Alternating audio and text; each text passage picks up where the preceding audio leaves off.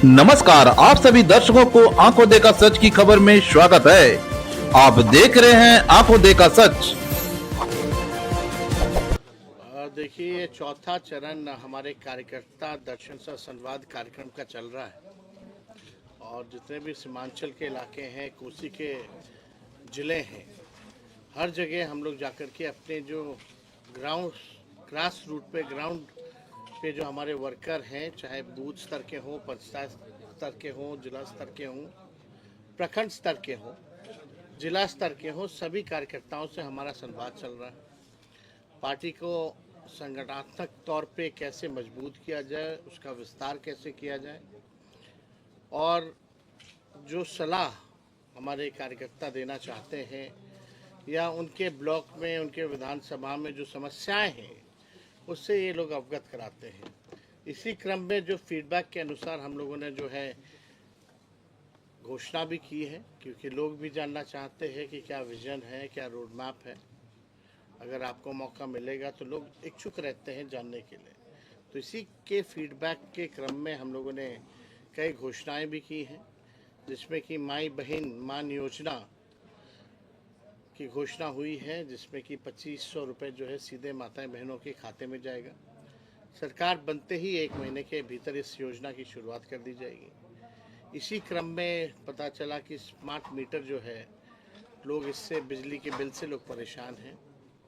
इसके लिए हम लोगों ने बोला 200 यूनिट फ्री में बिजली हम लोग जो है बिहार के लोगों को देंगे।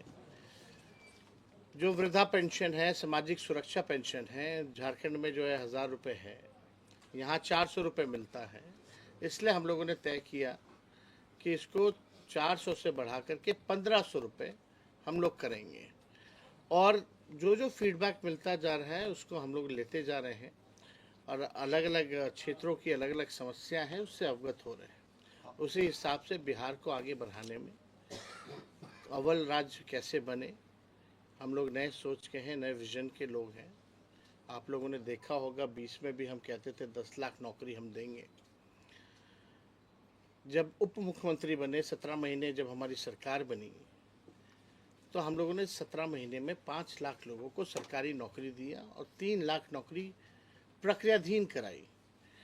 आप देखिएगा 9 अगस्त 2022 को हमारी सरकार बनी थी और ठीक 15 अगस्त 22 में ही माननीय मुख्यमंत्री जी से हमने घोषणा कराई थी 20 लाख की। अगर वो आप भाषण सुने गांधी मैदान में जो मुख्यमंत्री जी ने दिया था, लेकिन जब 20 में हम कहते थे 10 लाख नौकरी देंगे तो माननीय मुख्यमंत्री जी कहते थे असंभव है, कहाँ से लाएगा पैसे, अपने बाप के पास से लाएगा। तो असंभव को भी हम लोगों ने संभव करके दिखाने का काम किया। आज लगभग जो है बीजेपी के जो नई सरकार बनी है एनडीए की, 11 लगभग 1 साल होने जा रहा है। जो हमने 3.5 लाख जो नौकरी जो प्रक्रियाधीन कराई थी, 5 लाख तो दिया, उसमें अब तक जो है किसको कितना नौकरी मिला ये बताए नीतीश कुमार जी।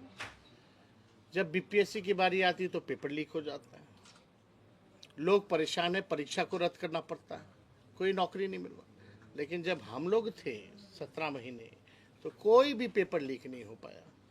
ये सच्चाई है। और आप देखिएगा उस 20 लाख का वादा कब पूरा करेंगे ये।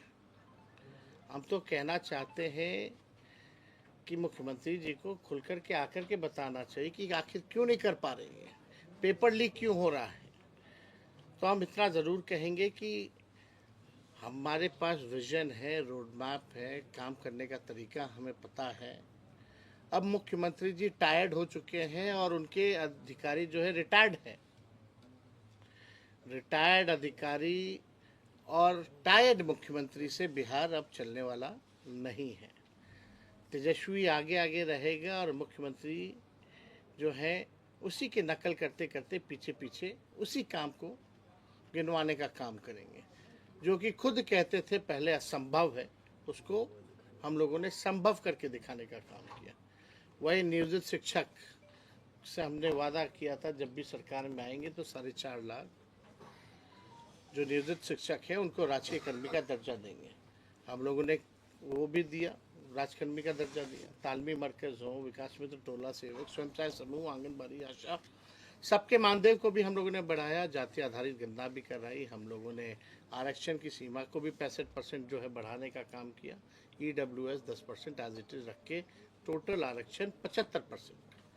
तो देखिए, जहाँ तक नौकरी का सवाल है, सबसे बड़ा बिहार में जो है बेरोजगारी बड़ी है। अगर आप नीति आयोग का रिपोर्ट देखें, महंगाई है, यहाँ पलायन बहुत ज़्यादा है, आप देखिएगा गरीबी बहुत ज़्यादा है। इस पे कोई जो है चर्चा नहीं कर रही है लोग, लेकिन किसी भी कीमत पर जो है ये थके हुए मुख्यमंत्री से जितने रिटायर्ड अधिकारी हैं, ये लोग पीछे पीछे रहेंगे और इनसे हम लोग काम करवा करके रहेंगे। दूसरी बात, आप देखे होंगे कि अमित शाह जी ने कल जो है बाबा साहब अम्बेडकर को लेकर के जो राज्यसभा में, पार्लियामेंट में उन्होंने बोला, इसकी हम घोर निंदा करते हैं। पहले यही भाजपा के लोग, आरएसएस के लोग गांधी जी को गाली देते थे, कर्पूरी जी को गाली देते थे, अब नेहरू जी को गाली दे रहे हैं और अब अंबेडकर जी को गाली देने का काम कर रहे हैं। इन आरएसएस और भाजपा के पास कोई महापुरुष तो है नहीं, आज़ादी में इनका कोई योगदान तो रहा नहीं, केवल नफरत फैलाना, भाई को भाई से लड़ाना, यही काम में लगे रहते हैं लोग। अब चाहते हैं जो महापुरुष हैं उनके नाम को जो है बदनाम किया जाए। तो इसका हम लोग कड़ा विरोध हम लोग जो है पूरी तरीके से करते हैं। बाबा साहब अम्बेडकर हम लोगों के फैशन भी है, पैशन भी है, मोटिवेशन भी है, बाबा साहब अम्बेडकर। तो किसी भी कीमत पर बाबा साहब अम्बेडकर का हम लोग जो है अपमान जो है झेलने वाले नहीं है। और हम सब लोग मिलकर के जो है, कल भी हमने ट्वीट करके अपने बात को जो है सभी के सामने जो है हम लोगों ने रखा है। तो भाजपा के लोगों की मानसिकता ये दिखाती है। कल जब अमित शाह जब बोल रहे थे तो उनका बॉडी लैंग्वेज देखिए और भाषा देखिए कि किस प्रकार से बाबा साहब अम्बेडकर को लेकर के उन्होंने वक्तव्य दिया। उन 17 सेकंड में ही बातें स्पष्ट हो जाती हैं कि इन लोगों की मानसिकता क्या है। हम लोग तो कई बार कहते रहे ये लोग संविधान विरोधी लोग हैं। ये पूरी तरीके से ये लोग बाबा साहब अम्बेडकर का जो है नाम को बदनाम करना चाहते हैं। जैसे कि इन लोगों की कोशिश रही है पूर्व में, गांधी जी हों, कर्पूरी जी हों, नेहरू जी हों, इनको नाम को बदनाम करने की। तो हम लोग यहाँ आज अररिया आए हैं और यहाँ संवाद होगा लोगों से, और मुझे पूरा भरोसा है कि जो कमी होगी,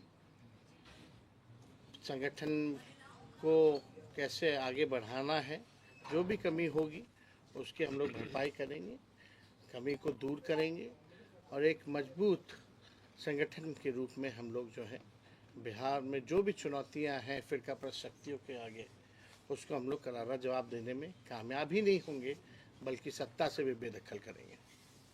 और कुछ सवाल? जी सवाल ये था कि आप जो है अभी मजबूत तौर पे बिहार में विपक्ष में है, लेकिन जब आप 5 साल के लिए सत्ता में आएंगे तो आपको आपका इंडस्ट्री को लेकर क्या रोड मैप है?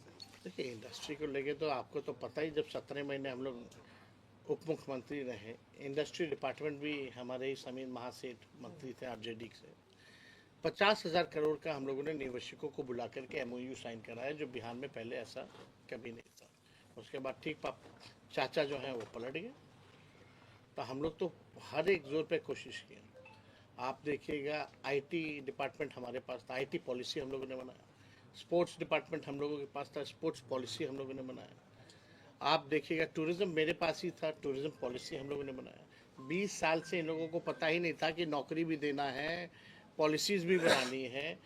IT पॉलिसी से लेके टूरिज्म पॉलिसी, स्पोर्ट्स पॉलिसी तो ऐसी बनी है कि जो देश के लिए, बिहार के लिए मेडल जो जीत के ला रहे हैं, उनको भी हम लोगों ने DSP रैंक तक का जो है हम लोगों ने नौकरी का प्रावधान ही नहीं किया, बल्कि ऐसे 73 खिलाड़ियों को हम लोगों ने अपने हाथों से नियुक्ति पत्र वितरण किया।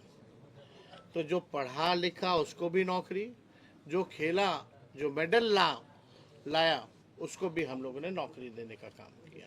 और ख़ास तौर पे जो सीमांचल का जो इलाका है, गरीब इलाका है, हमेशा से जो है यहाँ की मौजूदा सरकार ने जो है नेगलेक्ट करने का काम किया है।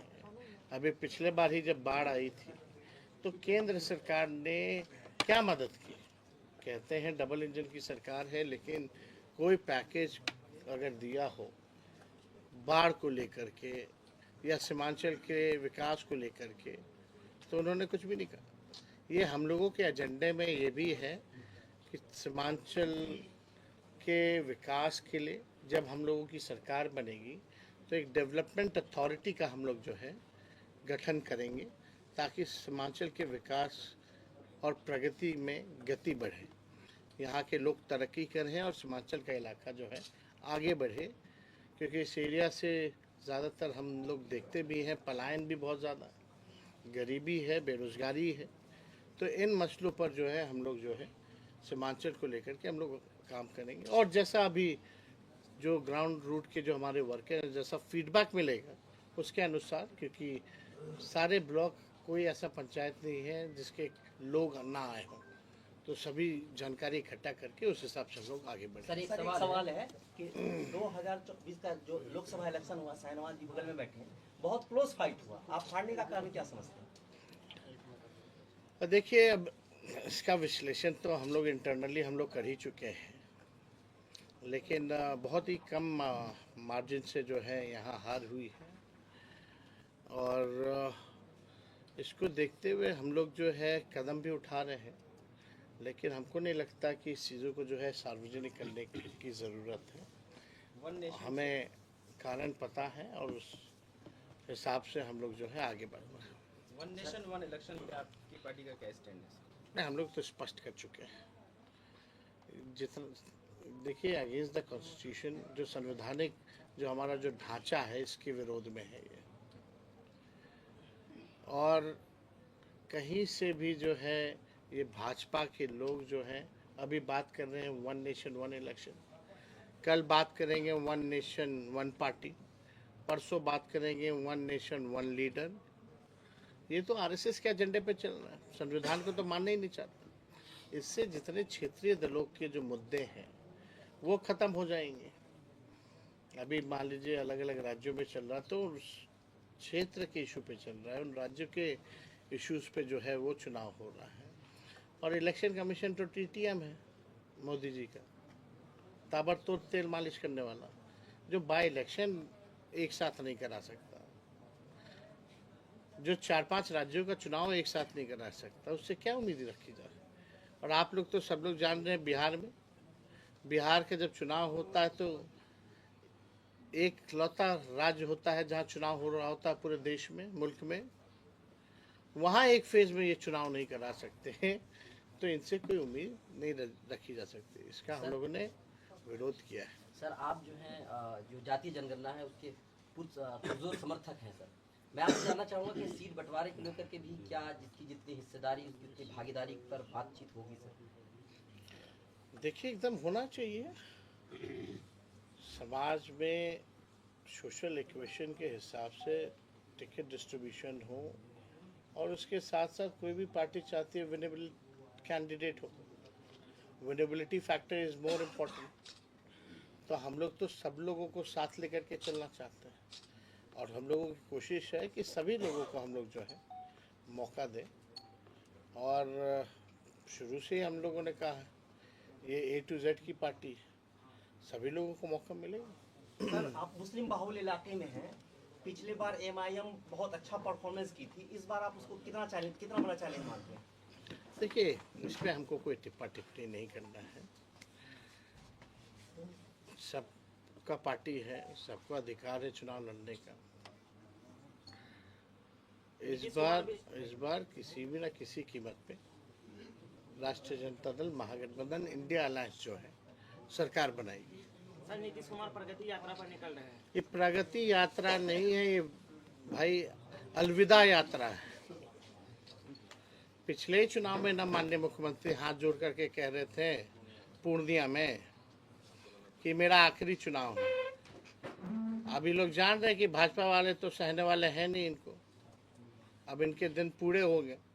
तो अब आखिरी जो इनका अलविदा यात्रा है, अब अलविदा यात्रा पे निकल रहे हैं। लेकिन अलविदा यात्रा पे निकल रहे हैं तो 2 अरब 25 करोड़ 78 लाख रुपए खर्च करके जा रहे हैं। आप बताओ, अपनी जनता मालिकों से मिलने के लिए, संवाद करने के लिए कोई मुख्यमंत्री को इसकी आवश्यकता क्यों है? ये अधिकारियों की लूट की छूट है। शुक्रिया। बहुत